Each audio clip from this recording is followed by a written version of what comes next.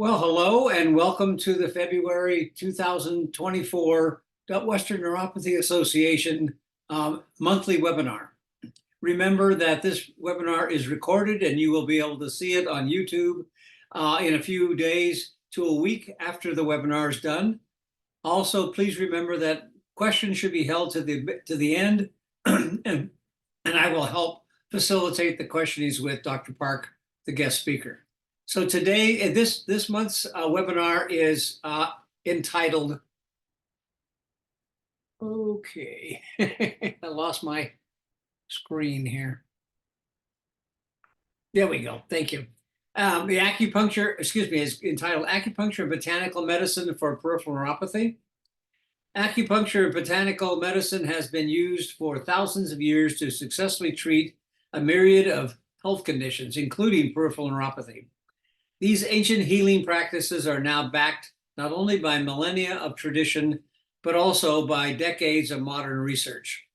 In this webinar, Dr. Park will explore the science behind acupuncture and botanical medicine and discuss how they can help improve quality of life for people living with peripheral neuropathy. Without any additional ado, please welcome Dr. Joshua Park to the webinar, and it's all yours, Dr. Park. Thank you very much, Daryl. Give me just a moment and I will share my screen and we can get started with the presentation. Okay, there we go. All right, everybody can see that? Excellent. Okay. Well, thank you everyone for coming out and joining me this afternoon, where we're going to be discussing the treatment of peripheral neuropathy with acupuncture and botanical medicine. My name is Dr. Joshua Park. I'm a doctor of East Asian medicine, a licensed acupuncturist. I work at a clinic in Southern California that specializes in peripheral neuropathy and other forms of neuropathic pain. And I'm here to talk to you a little bit about the East Asian medicine approach for treating peripheral neuropathy, and specifically to focus on some of the research behind that approach. So I'm really grateful to the Western Neuropathy Association for inviting me to speak. If you are dealing with peripheral neuropathy or another chronic health condition, it can feel very isolating. It can feel very much sometimes like you're alone. And so I think groups like the Western Neuropathy Association are very helpful because they can remind you that you are not alone.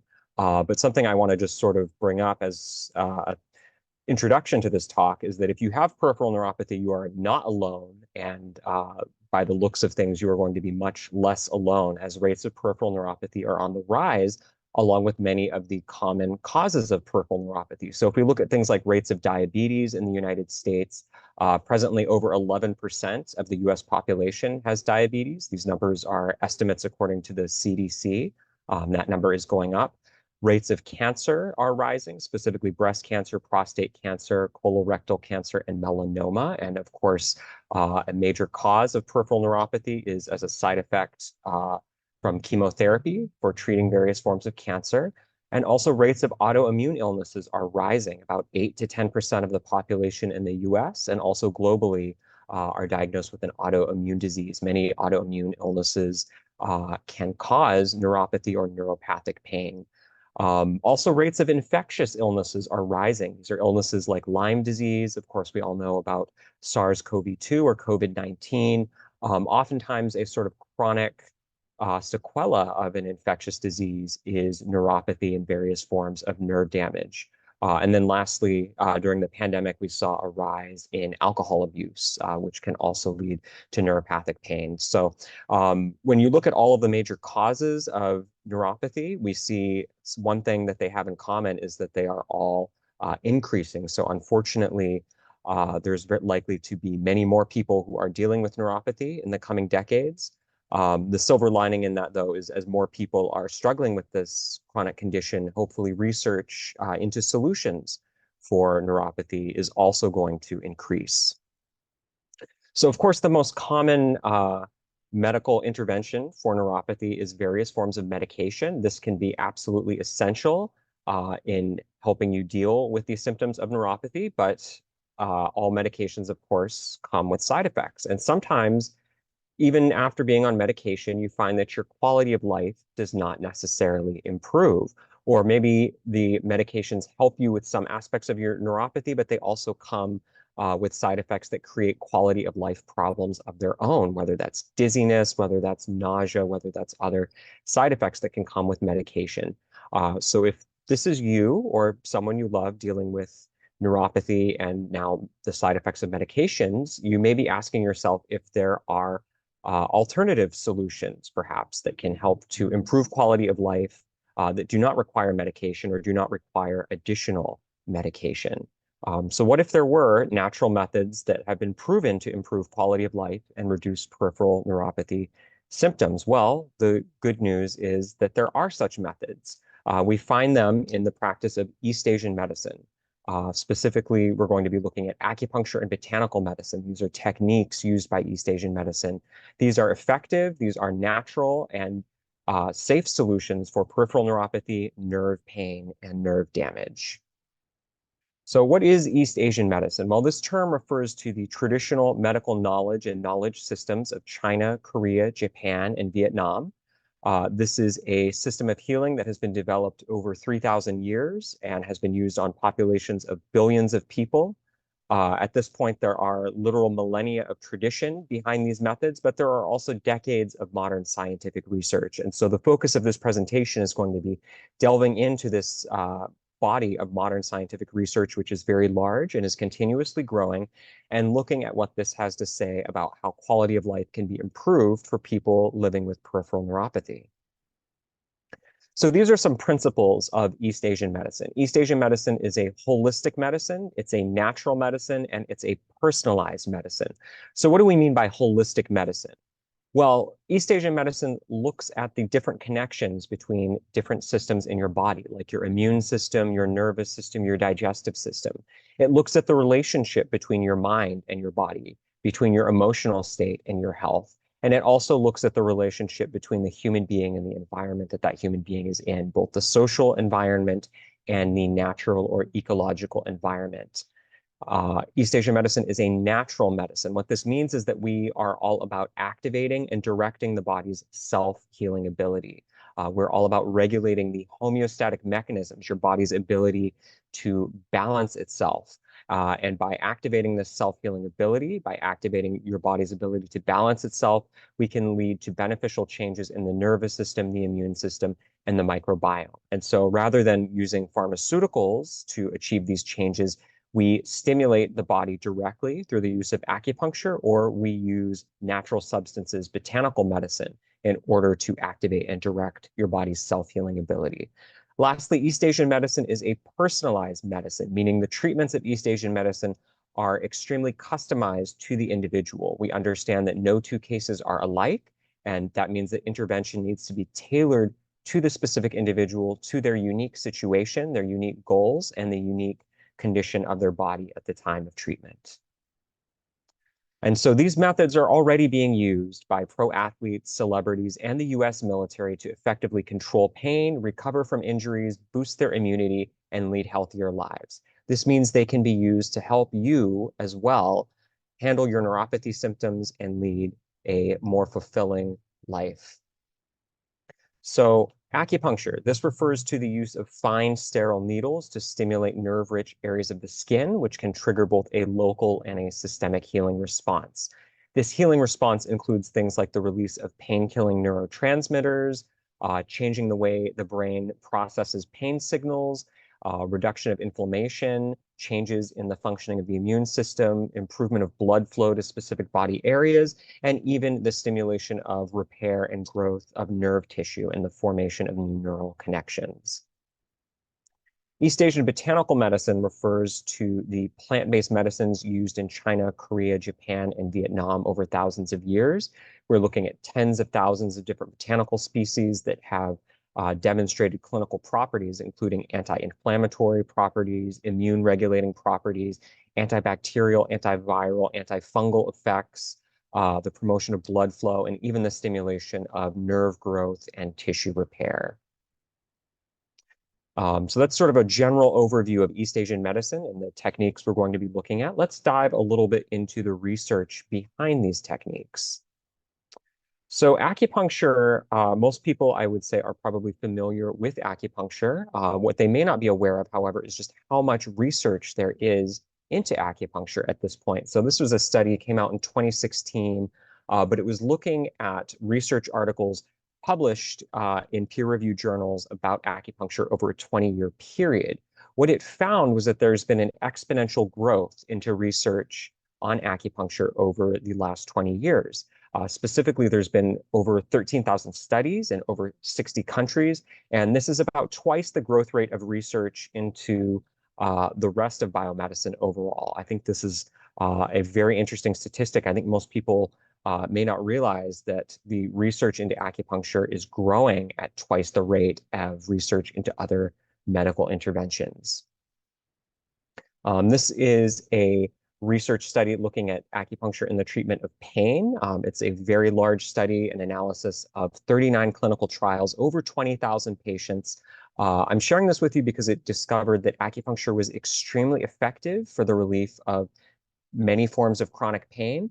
But not only was acupuncture effective in relieving the chronic pain, this study found that the pain relief persisted for 1 year after treatment. So patients that went through these clinical trials basically underwent a series of acupuncture treatments. And then they looked at their pain scale before treatment. They looked at their pain scale after treatment. And then they followed up with these patients a year later after completing their course of treatment. And they found that the pain relief that they got after completing that course of treatment persisted 1 year later. I think those are really remarkable results. And in just a moment, we're going to look at why acupuncture can be so effective in treating chronic pain and neuropathic pain in particular. So the way acupuncture works, the research has shown, is through something called neuroplasticity. This is basically the brain's ability to remodel and reorganize itself and form new connections. And so acupuncture stimulates neuroplasticity in the regions of the brain that are responsible for sensing and processing pain signals. And so this has the effect of producing reduction in pain that is long lasting because the way the brain processes the pain signals has been altered as the effect of acupuncture treatment. This also enables acupuncture to restore function when there is limited function due to neuropathic pain and to regulate physiology as well. So let's look a little bit closer at this concept of neuroplasticity. Neuroplasticity is sometimes summarized as the neurons that fire together wire together. What this means is that when the nervous system is activated or stimulated strongly in a particular way, it causes certain neural connections to form. And so this can work with us, but it can also work against us. So when we experience pain, this can trigger neuroplasticity so that certain neurons fire together and then become wired together in such a way that the pain persists, sometimes long after the original injury or the original trigger for that pain has subsided. And what research is showing is that this sort of maladaptive or negative neuroplasticity is a major component of many forms of chronic pain, including the pain that is found in peripheral neuropathy and other neuropathic pain conditions. So the region of the brain that processes pain as well as other sensory information is this region right here. As you can see in the picture, it's kind of right in the center of the brain. It's called the somatosensory cortex. And so what research has found is that dysfunction in the somatosensory cortex is a major factor in pain and discomfort in many forms of peripheral neuropathy. So I'm just going to quote from this study here. The somatosensory system consists of a number of neural pathways that carry various senses from the starting point in the skin, muscles, tendons, and internal organs to the central nervous system and ultimately to our consciousness. Neuropathic pain is a direct consequence of alterations in the somatosensory system. And so all of those signals, they get processed in this region of the brain called the somatosensory cortex. And so what the research has found is that acupuncture has a really profound effect in how the somatosensory cortex processes and receives pain signals. And specifically, acupuncture is able to effectively rewire the somatosensory cortex so that it is not experiencing such severe pain. So these are two research studies. One was looking at the effects of acupuncture on carpal tunnel syndrome. The other was looking at the effects of acupuncture on fibromyalgia. Both of these studies showed that acupuncture was able to effectively rewire or reprogram the somatosensory cortex, reducing pain and improving function. I picked these two studies to look at for a number of reasons. First of all, because they were actually not just showing that there was reduction in pain, but they were tracking the mechanisms behind which that reduction in pain occurred, but also because with carpal tunnel, we have a very sort of localized issue. There's a very specific problem with a single nerve, the median nerve, which has been entrapped in the wrist, causing the pain in the wrist that we call carpal tunnel syndrome. But then we also have fibromyalgia, which is a more generalized form of pain. And we can see that both for a very specific local nerve pain issue like carpal tunnel, and then a more systemic nerve pain issue like fibromyalgia, we can see that acupuncture is very effective in treating both of these conditions, and it's through the same mechanism, which is by rewiring the brain's pain signaling network within the somatosensory cortex. So acupuncture is not only able to change the way the brain processes pain signals, but research is showing that acupuncture is actually able to stimulate some level of nerve regeneration after nerve injury. So this research study is entitled Modulation of Neurogenesis via Neurotrophic Factors in Acupuncture Treatments for Neurological Diseases. What that means is basically that acupuncture is able to stimulate regeneration of damaged nerve tissue, affect the growth of new neural connections, and improve connectivity between different regions of the brain. So what this means is that acupuncture has a broad clinical application in many forms of neurological conditions. This includes things like Alzheimer's disease, multiple sclerosis, Bell's palsy, trigeminal neuralgia, migraines, and yes, peripheral neuropathy, where one of the major issues is damage to nerves. And so this is a research article looking at acupuncture and neural regeneration after a stroke. What this research study found is that acupuncture is able to stimulate neurogenesis. That's the growth of new nerve cells, as well as new neural connections within the brain. And so this is able to help people after a stroke. If they go through a course of acupuncture treatment, what they find is that there's improvement in different skill levels, improvement in strength, in cognitive function, in memory, and so on. And this is due to the neuroregenerative properties of acupuncture treatment. But acupuncture not only works on the central nervous system, as we can see in the sort of post-stroke example, helping damaged tissue in the brain to regenerate, but it can also work on the peripheral nervous system, which is more relevant, of course, to peripheral neuropathy. So let's quote from this research study. With in-depth research on the mechanism underlying the effects of acupuncture in treating peripheral nerve injury, we now fully appreciate the importance of the nerve system remodeling in this process. We have found that after peripheral nerve injury, not only is the injury limited to the local area of the nerve, but the entire nervous system is altered accordingly. Acupuncture not only reverses the poor remodeling of the nervous system, but also activates the central opioid system and the innate immunological effector cells in the nervous system to ameliorate pain. Acupuncture can promote the proliferation and migration of Schwann cells and the release of neurotrophic substances such as nerve growth factors, accelerating the regeneration and repair of nerve fibers. So this study found that acupuncture helps the body to release pain-killing neurotransmitters and then also to actually start reducing inflammation in the nervous system and help the nervous system to actually start a process of repair. This is a picture of the Schwann cells that are referenced in this passage. The Schwann cells are what are called glial cells. They're part of the neurons that work with signaling of the nerves, but they also help with nerve system repair. And this is what this research study found, is that acupuncture is able to help these Schwann cells proliferate and also to migrate to areas where there's damaged nerve tissue and help those damaged nerve tissues actually start a process of repair and regeneration in the peripheral nervous system.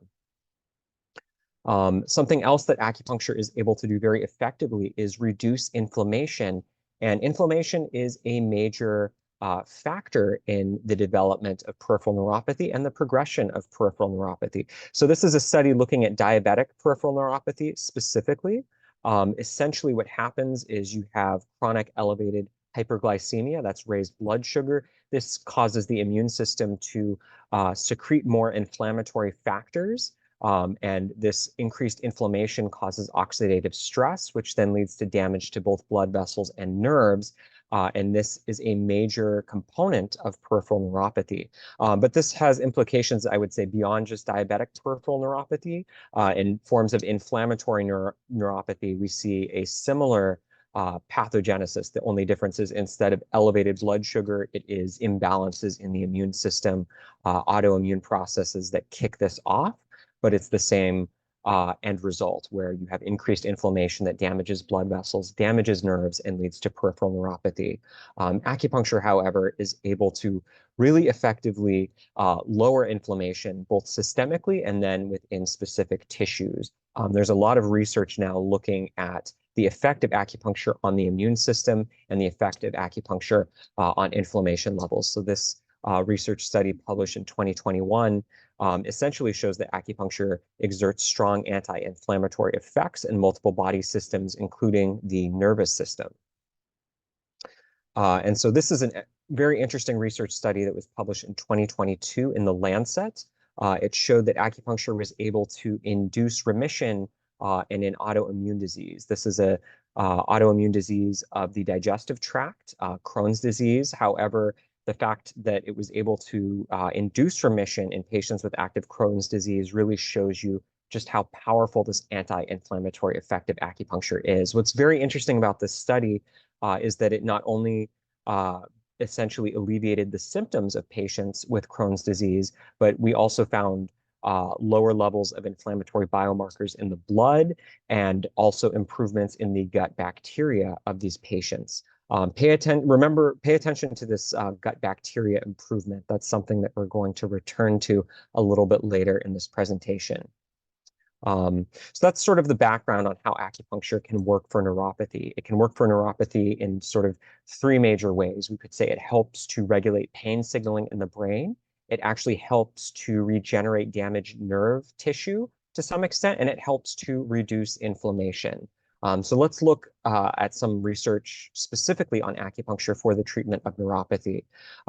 So this is a systematic review of 13 randomized controlled trials that looked at the effects of acupuncture in a number of different neuropathic pain conditions, including diabetic neuropathy, Bell's palsy, carpal tunnel, and then neuropathy caused by HIV. And it found that acupuncture was able to improve nerve conduction in both the sensory and the motor nerves. And so that would essentially speak to the ability of acupuncture to help to repair damaged nerves. This study, which is a randomized controlled trial from 2023, looking at 62 patients, found that acupuncture leads to significant improvements in pain and quality of life for patients who are dealing with diabetic peripheral neuropathy. And then this is another study of diabetic peripheral neuropathy, again, showing improvement in symptoms, but also nerve conduction velocity. So again, that implies that some level of repair of the damaged nerves is actually possible with acupuncture. And then this research study is looking at chemotherapy-induced peripheral neuropathy. So this was a randomized controlled trial held in 2020, total of 40 women enrolled. It was a pilot study. But what this study found was statistically and clinically significant improvement in pain and paresthesia symptoms. And so I can tell you from experience, I worked for about 4 years in an integrative cancer treatment center as part of a hospital, saw a lot of patients who were struggling with peripheral neuropathy as a side effect of chemotherapy treatment, and acupuncture was extremely effective for my patients in improving their symptoms. And this is a clinical, personal clinical experience that is borne out by this research study. And then this study, which came out in 2023, was looking at the ability of acupuncture not just to treat peripheral neuropathy after it has already developed, but actually to prevent the development of peripheral neuropathy. So this looked at 32 patients undergoing chemotherapy. They were given acupuncture as a preventative treatment, and what they found was that acupuncture had protective effects against neuropathy in patients undergoing chemotherapy for colorectal cancer. They discovered as well that these effects were not just sort of temporary, but 6 months follow-up, they found that the protective effects of the acupuncture persisted. And so that's a consistent finding in many research studies, is that the effects of acupuncture are not just temporary, but they are long-lasting. And I would say the reason for that most likely has to do with the effects that acupuncture has on the nervous system. So that concludes the acupuncture portion of this presentation. We're now going to move into the botanical medicine portion of the presentation. I would imagine probably most of you have heard about acupuncture, maybe even tried acupuncture for neuropathy. I think at this point, acupuncture is relatively well known. East Asian botanical medicine, I think, is less well known, and certainly I don't find that many of my patients are aware of the beneficial effects of East Asian botanical medicine on something like peripheral neuropathy. I often describe botanical medicine as East Asian medicine's best kept secret, at least in the West. In Asia, I would say botanical medicine, the average person probably is more aware of the benefits of botanical medicine versus acupuncture. Here in North America, it's kind of the reverse, but we're going to take a look at botanical medicine as it's used traditionally in East Asia, and then look at some of the benefits on quality of life in peripheral neuropathy. So East Asian botanical medicine, again, this is the botanical medicine used in China, Korea, Japan, and Vietnam over thousands of years. We're looking at tens of thousands of different species. The important thing to understand is that these herbs essentially function as therapeutics, not supplements. And what do I mean by that? Well, what I mean is that similar to acupuncture, this exerts a long-lasting effect, meaning this is not something you need to take for the rest of your life, but it's something maybe you take for a period of time, for a course of treatment. It causes changes in the nervous system, the immune system, and in the gut microbiome. And those changes are intended to be long-lasting. And so we combine botanical medicine with acupuncture to enhance, prolong, and deepen its healing effects in treating peripheral neuropathy. So again, as I was saying, there's literally tens of thousands of different plant species in East Asian botanical medicine. And if you look at even just one plant species, like for example, this is the root of the Bupleurum plant, we find there are dozens of medicinal properties. So just looking at this one botanical, we find that it has anti-inflammatory properties, anti-cancer properties, anti-fever properties, anti-fibrosis properties, immune-regulating properties. It goes on and on and on. And so when you think about the fact that the East Asian pharmacopoeia encompasses tens of thousands of different species, you can see how there's, a huge, and I would say in the West, at least largely untapped medical potential. And so the way East Asian medicine works is you essentially combine 2 or more botanical ingredients into a formula.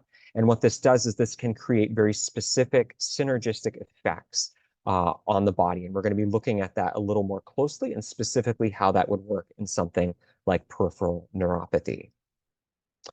So there's a lot of research into botanical medicine. It's a little bit harder to track as opposed to acupuncture, just because there's so many different species, so many different types of research. But I would say the evidence base for botanical medicine is just as robust as the evidence base for acupuncture at this point. And what they're increasingly finding is that when ancient texts, sometimes up to 2,000 years old, are describing the treatment of diseases using these botanical formulas, when they research the proteins that are activated by these botanical formulas, they find that these ancient indications match up very closely with what we see in the lab, and then what we see in human clinical trials as well. So this is a very cutting edge and exciting area of research, and I would expect to see a lot more research into this area in the decades ahead.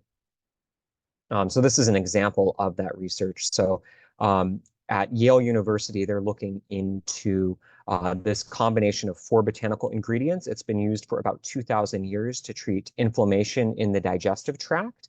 What they're finding with research is that this combination of botanical ingredients, when you combine it with chemotherapy in the treatment of gastrointestinal cancer, what you get is essentially an improvement in terms of controlling the side effects of the chemotherapy, but also making the chemotherapy more effective at killing the cancer cells. And so there's a major research initiative at Yale University looking into this combination of botanical ingredients that's been used for 2,000 years.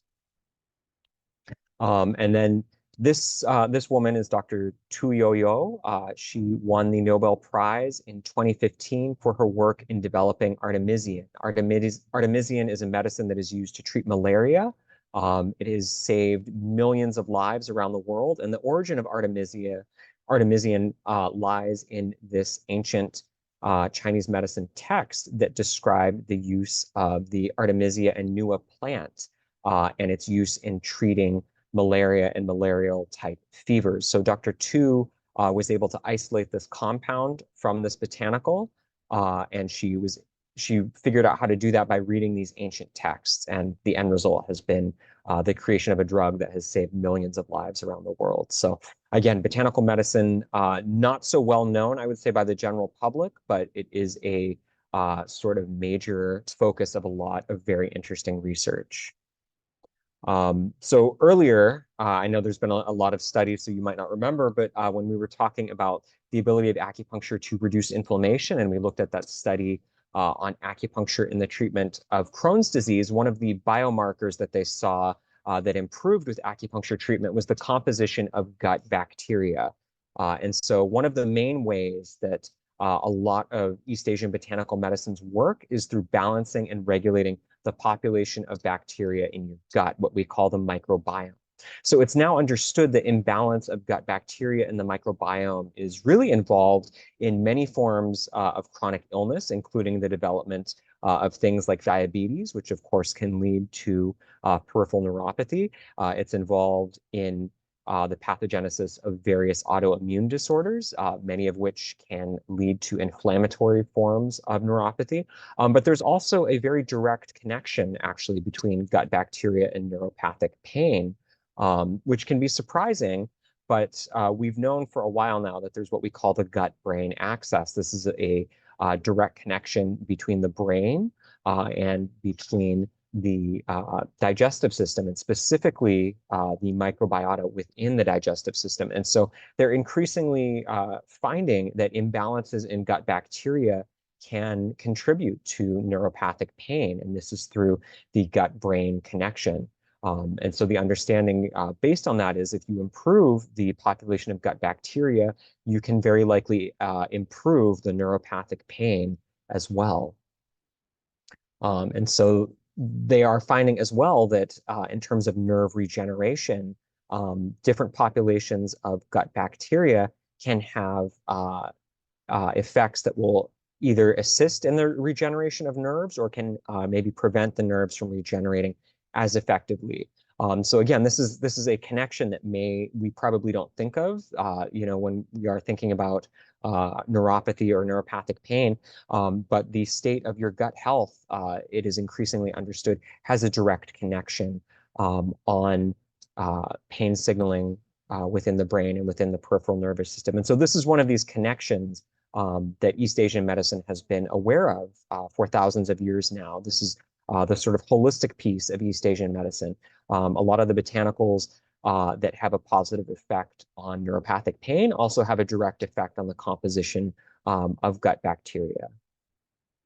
And so this is an example. So this is looking at a combination of botanical ingredients on the gut microbiota in patients who have myasthenia gravis. Myasthenia gravis is an autoimmune condition, but it involves the nerves. And so very interestingly, they found that this botanical medicine that is often given to patients with myasthenia gravis has a direct effect on changing the composition of gut bacteria.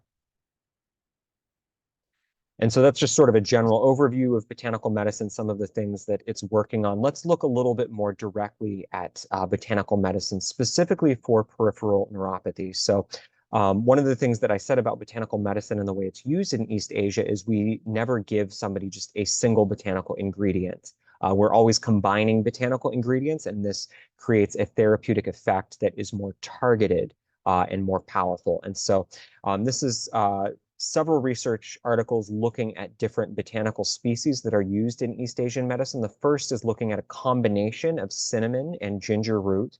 And interestingly, it found that if you combine cinnamon and ginger root, this has a neuroprotective effect. It prevents damage to the nervous system, damage to the nerves, and it also has an anti-inflammatory effect, helping to reduce inflammation in the nerves. Another botanical, peony root, has anti-inflammatory properties and immune-regulating effects. Again, remember the impact of inflammation on peripheral neuropathy. That's a important factor, so it's an important target for us in terms of treating the peripheral neuropathy. And then lastly, we have astragalus root. This is a very common botanical ingredient used in East Asia. Very interestingly, astragalus root has been found to regulate neurotransmitters, actually repair damaged nerves, repair the myelin sheath that surrounds nerves, and help damaged nerves to regenerate. Okay, so we're looking at 4 different botanical ingredients. And it turns out if you combine these 4 botanical ingredients and add a 5th, the jujube date, you have a combination of ingredients that has been used for 2,000 years to treat peripheral neuropathy. There are literally ancient Chinese texts from 2,000 years ago that describe people coming down with diabetes and developing peripheral neuropathy.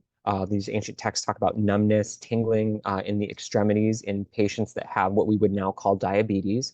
And it describes the treatment of that condition using these 5 botanical ingredients combined together, processed in a particular way, and administered as an herbal decoction or an herbal tea to patients with diabetic peripheral neuropathy. So this clinical research essentially looked at that and said, okay, well, what happens if we give this to people with peripheral neuropathy? And what they found was that it effectively helped to improve their symptoms, and it helped to improve nerve conduction velocity, indicating that some level of neuroregeneration took place. And so you can imagine how powerful it would be to combine this type of botanical treatment with acupuncture for helping to improve the symptoms of peripheral neuropathy. And so this is another botanical formulation with some key ingredients that are shared with the previous one, very specifically the astragalus root, which we've seen can help improve the regeneration of damaged nerves. And so this was a systematic review of 14 studies involving over 1,000 participants. And what it found, again, was that this combination of botanical ingredients can reduce neuropathic pain and improve nerve conduction in sensory and motor nerves. And so in this particular formula, you have the astragalus, but you have a different combination of herbs that can help to powerfully improve blood flow, help to improve circulation. And so this is looking at that formula. So we see in the center, you have the astragalus root. You have 6 other botanical ingredients. And remember, I said East Asian medicine is a personalized medicine, right? So this combination of 6 ingredients, you can see from the diagram here, it can help to treat things like cerebrovascular disease, nervous system disease, cardiovascular disease. But if we add additional botanicals, we can sort of direct the activity of this formula to particular tissues and organs within the body and make its activity much more specific. And so a doctor of East Asian medicine like myself has been trained in how to make modifications to a formula like this to make it much more specific and much more personalized for an individual patient. So you see the kind of the second arrow here pointing to herbs that could be added specifically for cerebrovascular disease, and also herbs that could be added to treat peripheral nerve disease more specifically. And so this is another botanical formula that can be used in the treatment of peripheral neuropathy. This is a combination of ingredients that has been found to reduce inflammation in the nerves and spinal cord. It's found to be very effective in chronic constriction injury to the nerves. So this would be things like sciatica, where the sciatic nerve is being impinged either in the spinal cord or elsewhere. And then also things like trigeminal neuralgia, where there is often an impingement of the trigeminal nerve in the face. But this research also found that this formula was very effective at reducing inflammation in diabetic peripheral neuropathy.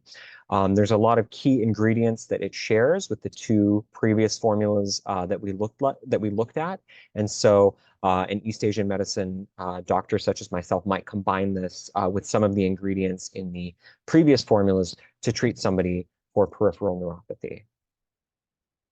Lastly, I wanted to talk just briefly about the use of botanical medicine to support people going through chemotherapy. So in the same way that we looked at a research study that found that acupuncture was effective at preventing the development of chemotherapy in patients undergoing, effective in preventing peripheral neuropathy in patients undergoing chemotherapy, botanical medicine can also be used as a preventative measure. So this is a very famous formula in East Asia. It's a combination of 10 ingredients, and there's a lot of research showing how when this formula is administered to patients undergoing chemotherapy, it really helps prevent a lot of the negative side effects of chemotherapy. It can help to increase white blood cell count. It can help with things like fatigue, nausea, reducing toxicity. And what I found when I was working in hospitals, working with patients undergoing chemotherapy, was that this would also often prevent the development of peripheral neuropathy.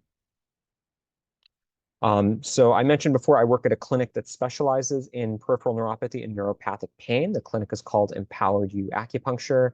Our founder has a master's degree in clinical trials research. She has a lot of experience in biomedical research. As I mentioned, I have a lot of experience working in hospitals, helping people with peripheral neuropathy as a result of chemotherapy. And so the mission of our clinic is to empower people living with neuropathy to thrive by providing innovative evidence-based medical solutions rooted in traditional East Asian medicine. So what that is primarily is acupuncture and botanical medicine, which we've just taught you a little bit about. In our clinic, we'll combine that with diet, lifestyle recommendations designed to lower inflammation, control blood sugar levels, and just generally help to support a healthy lifestyle along with the acupuncture and botanical medicine. And so just briefly, I wanted to share some success stories with you for some of our patients who we've treated with acupuncture, botanical medicine. This was a patient who had a lot of neuropathic pain. When we first started treating him, he said he felt like he was walking on broken glass. That burning pain in his feet was so intense. But after a course of treatment, we were able to get that pain down to a much more manageable level. He was able to do the things that he loved without having to deal with such intense, debilitating pain. This was a patient who wasn't dealing so much with neuropathic pain, but more with numbness. It got to the point where he wasn't able to ride a motorcycle because he wasn't able to feel his feet. And so again, after completing a course of treatment at our clinic, he was able to get back to riding his motorcycle. He'd regained enough feeling in his feet that he was able to do that safely again. This patient, when she first came to us, she had a number of conditions. She had an inflammatory form of neuropathy, but also trigeminal neuralgia, a form of what was believed to be migraine headaches as well. This was a long course of treatment, but she says now, after about a year's worth of treatment, she feels about 98% better with all of those conditions, the trigeminal neuralgia, the migraine-like headaches, and also the peripheral neuropathy. And then lastly, this was a patient who successfully underwent chemotherapy, but was left with peripheral neuropathy as a kind of lingering side effect. We were able to help her with this, and sharing this with you because she had just such a great quote. She said, chemotherapy saved my life. Chemotherapy was able to free me of cancer, but it was acupuncture and herbs that really helped my quality of life. And so I would say that's, when it comes to integrative cancer care, that's really where we come in. Something I would often say to my patients in the cancer ward was, I'm going to let your oncologist worry about your cancer, and I'm going to worry about the rest of you. I'm going to make sure, that you are not experiencing peripheral neuropathy, that you're not experiencing nausea, that you're not experiencing fatigue. We're going to help support your body so that it's operating at its best, so that you can get through your necessary cancer treatment with a minimum of side effects. And so that is pretty much it for the presentation. Does anybody have any questions? So let me go to the question lists and then I'll read them and you can answer them as best you can. Um, so the first one is, although I have a series, excuse me, although I had a series of acupuncture treatments in addition to herbal supplements given to me by my acupuncturist, I experienced no change in my peripheral neuropathy symptoms. Can you suggest practitioners on the East Coast, preferably Philadelphia, who have more knowledge about treating peripheral neuropathy? Yeah, that's a great question. And I would say that that speaks to a couple of issues. The first is that we certainly don't help everybody. There's no medical intervention that's going to work 100% of the time on 100% of the people that receive it. That's certainly true of acupuncture and botanical medicine as well as conventional medical therapy. That said, I would say when it comes to picking a practitioner, I would say the most important thing whether you're looking for treatment with peripheral neuropathy or with another medical condition, is to find somebody who really specializes in that. I don't know of anybody off the top of my head in Philadelphia who specializes in that, but if that person wants to reach out to me, I can get in touch with some of my colleagues and see if we know of somebody who's a peripheral neuropathy specialist over there. I would say it's certainly worth potentially giving that a try again. I would say something that I sometimes see with patients who say they've tried acupuncture and it didn't work is that sometimes number one, they're not working with a practitioner who specializes in that area, but then number two, in the same way that sometimes you have to see a couple different medical doctors before you find one who you feel like really fits your needs, really understands your case. It's the same thing with acupuncturists. So I would say take your time, do your research, make sure you're working with somebody who has experience treating your condition and who you have a good relationship, a good rapport with, and see if you can find somebody who's a good fit for you. So to that questioner, go ahead and contact me and I'll see if I can find somebody in that area who is a neuropathy specialist. Okay, thank you. Next is, are botanicals with immune regulating effects safe for people with autoimmune disease, specifically SEL lupus? That is a great question. And so that's going to really depend on the individual and on the pharmaceutical that you're on. And so somebody who has been trained in East Asian medicine is going to be able to look at whatever medications you're on and then look at whatever botanicals they want to give you. And they're going to be able to see if there's any potential side effects, and they're going to be able to make adjustments based on that. From what I've seen in the majority of cases, there's no side effects to be concerned about. But I would say that's why it's important to work with a qualified and licensed practitioner. If you wanted to explore East Asian medicine, it's definitely not something you want to try to experiment on with yourself, especially if you are, on multiple pharmaceuticals. Now the same, they also ask for the same relative to boosting botanicals are safe. Immune boosting botanicals safe for people with autoimmune. I think the same thing applies to what you just said. Yes, and so I'll just speak to that a little bit. I would say, a lot of times people talk about immune boosting, and when you have an autoimmune condition, that can be kind of cause for concern potentially, because the understanding is the immune system is already overactive. I don't want to make it more overactive with herbs. Again, certainly a professional will be able to help you with that. But I will say that the effect of a lot of East Asian botanical medicine, I would say, is better described as immune regulating versus immune boosting, meaning it's going to sort of increase immune activity that is helpful and decrease immune activity that is not helpful. But again, it's important to work with a qualified practitioner who's going to be able to give you a botanical formula that's really tailored to your unique condition. And next is, does acupuncture at all help regenerate a deteriorated nerve axon? I understand my PN has caused a deterioration of the axons. It really depends, I would say. That's sort of case specific. I would say it is certainly worth, or very likely worth giving that a try, or at least going in somewhere, getting an assessment, seeing if that's, a possibility. I've certainly seen cases where I didn't have a lot of confidence that we were going to be able to get people measurable results. And I was kind of surprised at the positive effect. So I would say if you've tried other things, have not been able to get relief, there's no harm in giving acupuncture a try. You're not going to be any worse off at the end than you are going in. Okay. Next is, can you talk in more detail about the benefits of acupuncture for PN? You mentioned pain. Does that also include other symptoms like tingling, numbness, pins, and needles?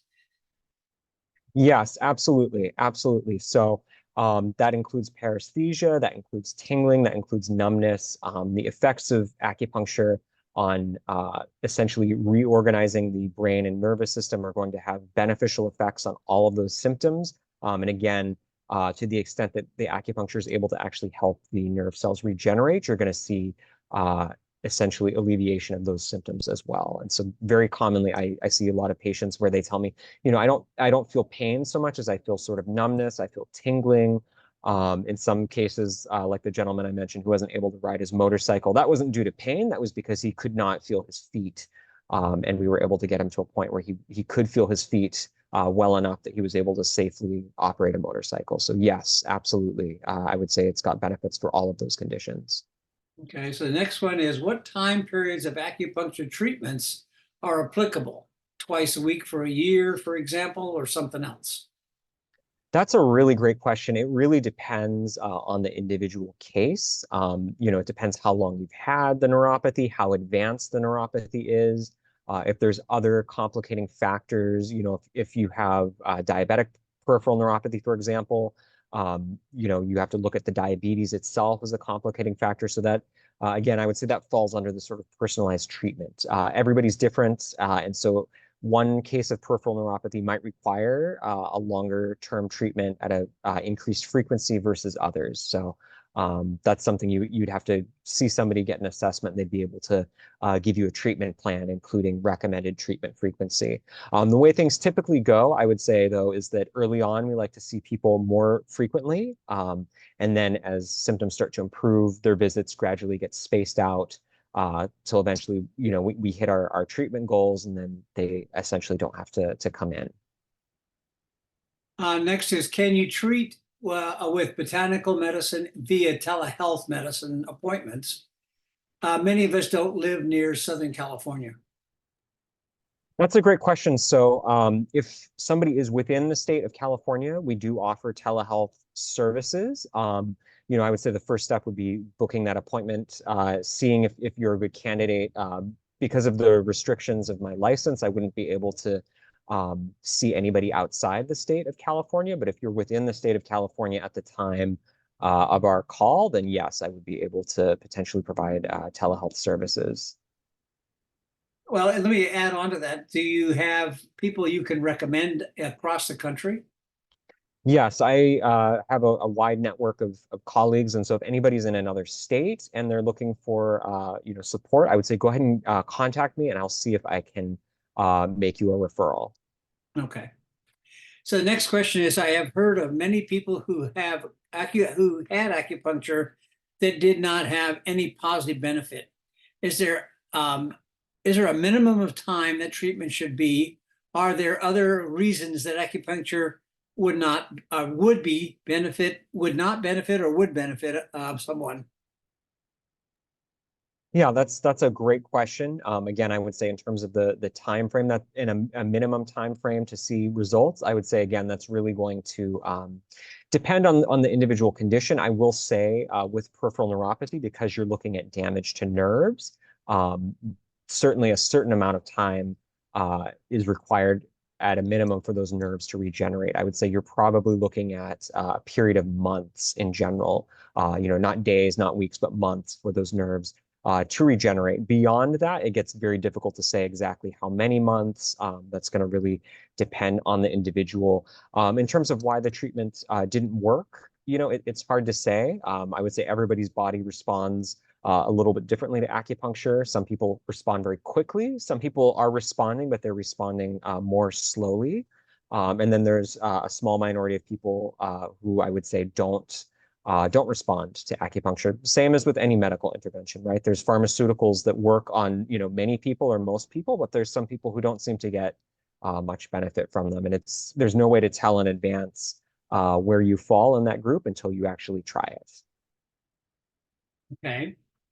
Next question is there any regulation or inspection of botanicals to ensure safety? That is a great question, yes. And so I would say anybody who is a qualified licensed practitioner of East Asian medicine in the United States is using pharmaceutical grade herbal supplements that are typically not available to the general public. And so all of these botanical ingredients basically meet general manufacturing it's called GMP. It's general manufacturing process. And so that basically means there's certain basic standards of quality that have to be met. And so we have access to botanicals that have a higher grade of purity, higher grade of medicinal potency, and that have been tested for things like heavy metals. And so something I often say with East Asian medicine, it's not a do-it-yourself medicine, so please, even though I mentioned some specific formulas that have been shown by research to be helpful, don't go trying to order these off the internet yourself, because what you have access to is not going to be the same grade that a licensed practitioner has access to. And unfortunately, when you're ordering things off the internet, you don't always know that what you're getting is what it says on the bottle. So again, I would say seek out a licensed qualified practitioner. But yes, all of the botanical products that we use are thoroughly inspected. So. Okay. Qualified practitioners, what do we look for as far as those initials after their name, or simply experience in specific disease words? That is a great question. So licensing laws are a little bit different state to state in the United States. But what you're going to be looking for is somebody who is a licensed acupuncturist. And so in most states, that's going to be the initials L.AC. In some states, it's a little bit different. For example, when I was practicing in Florida, they use the initials AP, acupuncture physician. So you'd want to look at your state and see what the license of an acupuncturist is, but that's what you'd be looking for, a licensed acupuncturist. And then ideally, you would want to find a licensed acupuncturist who also has training in botanical medicine. And so they would probably mention that in their biography. And then I would say, furthermore, want to find a licensed acupuncturist who has expertise in treating peripheral neuropathy specifically, or maybe neurological conditions more generally. Okay. Next one is, I live in Northern California and visit Southern California 2 to 3 times per year.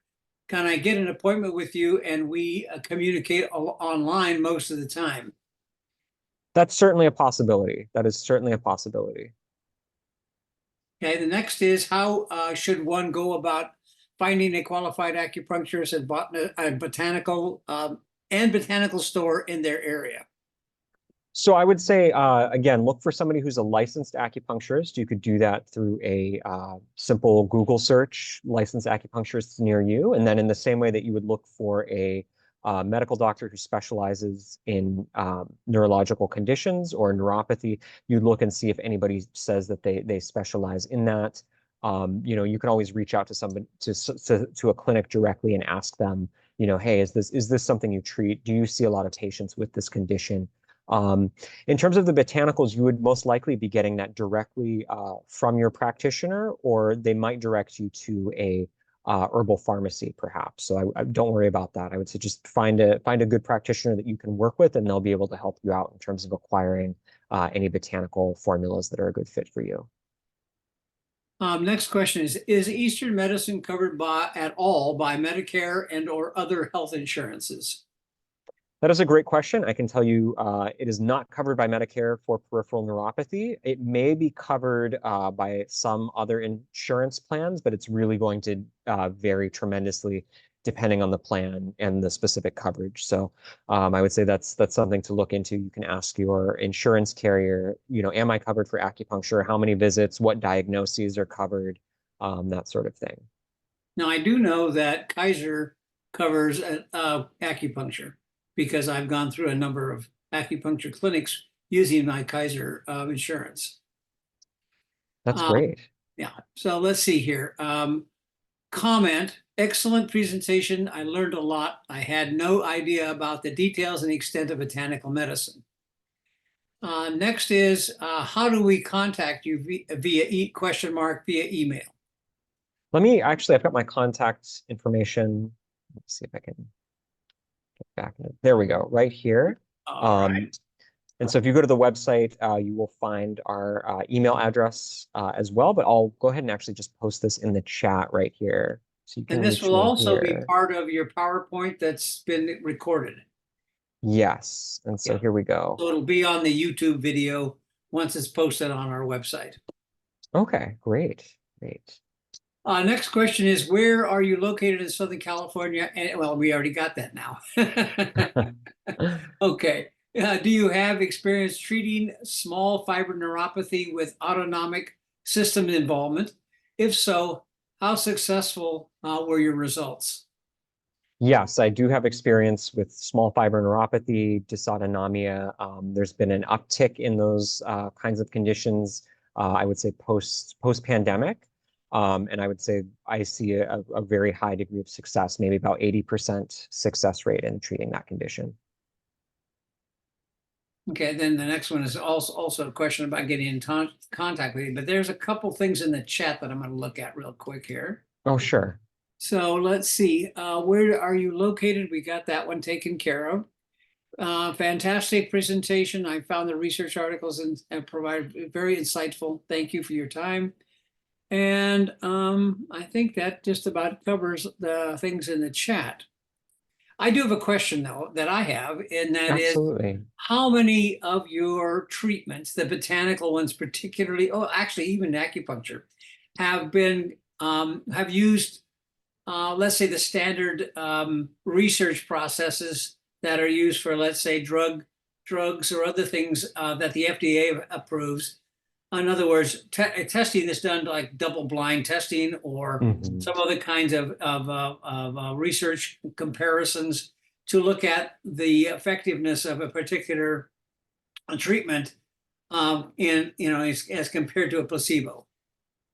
That is a great question. And so there's been a lot of research that's been out for, what are we in 2024? It's been for, I'll say about 15, 20 years now, that shows that the effects that acupuncture has on the nervous system are not replicated by placebo acupuncture. And so, placebo acupuncture, there's different methods that they use in different studies. In some cases, they're inserting needles, but not at acupuncture sites. In other cases, they're just sort of maybe tapping on the body, not truly inserting. And what they find is that these sham effects, they cause a sort of temporary increase in endorphins. So the person might feel a little bit better in the moment, but there's no lasting change. And there's specific neurotransmitters, specifically mu opioids, that are released when you do real acupuncture versus the sham. And so different studies will use different controls. Sometimes they use acupuncture versus this typical standard of care. Sometimes they'll use acupuncture versus a placebo. But I would say that's a great question. That's something that is continually evolving. Like, what is the best sort of control or sham intervention to use in acupuncture research? What about botanicals? Botanicals, that's an interesting question. I think for botanicals, it really depends on the study. I've seen some where I would say with botanicals, it's more likely going to be botanicals versus usual standard of care. Okay. Or they'll give the botanicals and then they will track precisely what the biochemical effects of that are. I think as more research goes into the botanical medicine, and I expect that to probably start to increase exponentially over the course of this and the next decade, we are going to see more trials that resemble clinical drug trials for the botanicals. So there's nothing, for example, for gabapentin versus botanicals. There's not. I would be very interested to see the results of that. I do know they have studies for acupuncture, not versus gabapentin specifically, but there is research out there looking at acupuncture versus various opioids. And in most of the research, it seems that acupuncture has a better effect than opioids, even in acute situations. There's one study, I think it was in the Journal of Emergency Medicine, I think, that was looking at acupuncture versus intravenous morphine for acute pain. Acupuncture performed better. Okay, last thing I have on here, I think is the last one, is ask Dr. Park if he could give our association a list of doctors, practitioners in each state representing for this audience, because we're across the country. He would be, he would be overwhelmed potentially with phone calls otherwise. So it would be really nice if you have actual listings across, maybe that are outside of California, or even others in California that you work with, but particularly outside of California.